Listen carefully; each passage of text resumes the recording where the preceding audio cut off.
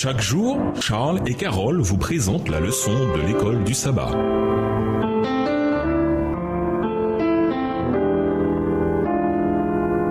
Bienvenue dans votre émission. Dieu nous parle. Nous voilà à la leçon de mercredi, notre influence. Autrefois, en effet, vous étiez ténèbres, mais maintenant vous êtes lumière dans le Seigneur. Éphésiens 5, verset 8. Paul décrit la transformation du cœur comme étant quelque chose qui se voit publiquement.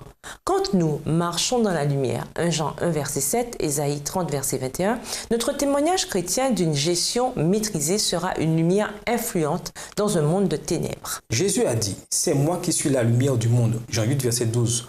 Nous reflétons la lumière de Dieu à travers un caractère stable dans notre comportement quotidien. En quoi notre gestion est-elle exposée au regard d'une manière qui rend gloire à Dieu? Quelle influence nos actes ont-ils sur les autres? Lisons Matthieu 5, le verset 16, Tite 2, le verset 7 et 1 Pierre 2, les versets 11 et 12. Matthieu 5, verset 16. « Que votre lumière luise ainsi devant les hommes, afin qu'ils voient vos bonnes œuvres et qu'ils glorifient votre Père qui est dans les cieux. » Tite 2, verset 7, te montrant toi-même à tous égards un modèle de bonnes œuvres et donnant un enseignement pur, digne. 1 Pierre 2, les versets 11 et 12. « Bien-aimés, je vous exhorte, comme étrangers et voyageurs sur la terre, à vous abstenir des convoitises charnelles qui font la guerre à l'âme. Ayez au milieu des païens une bonne conduite, afin que, là même où ils vous calomnient, comme si vous étiez des malfaiteurs, ils remarquent vos bonnes œuvres et glorifient Dieu au jour où il les visitera. » La gestion chrétienne de la vie, c'est bien sûr gérer les biens de Dieu, mais cela va au-delà de cette seule responsabilité. Nos familles, nos quartiers, le monde et l'univers en sont spectateurs. 1 Corinthiens 4, verset 9. Quand nous devenons des intendants dans nos occupations également, nous démontrons l'effet que les principes du royaume ont sur notre vie. Et nous pouvons alors influencer autrui. Nous révélons Christ par notre gentillesse et notre moralité qui porte l'approbation du Créateur. Notre éthique professionnelle doit également s'accorder avec ces principes. Un bon intendant se révèle dans son travail. Il imposera ta justice comme la lumière et ton droit comme le soleil à son midi. Psaume 37, verset 6.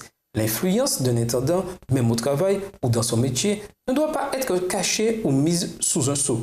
Luc 11, verset 33 de la version Parole de vie.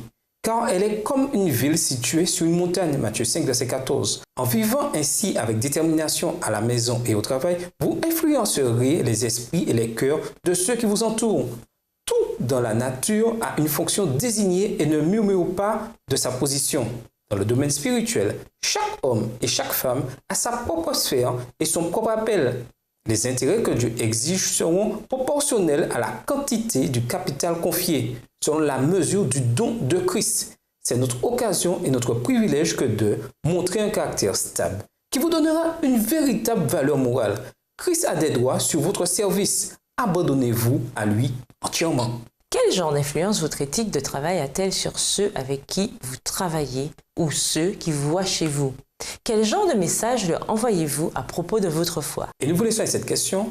Que veut dire Paul quand il écrit « Tout ce que l'on demande à un gérant, c'est d'être fidèle » dans Colossiens 4, verset 2. Au revoir. Et à demain si Dieu veut. Dieu nous parle.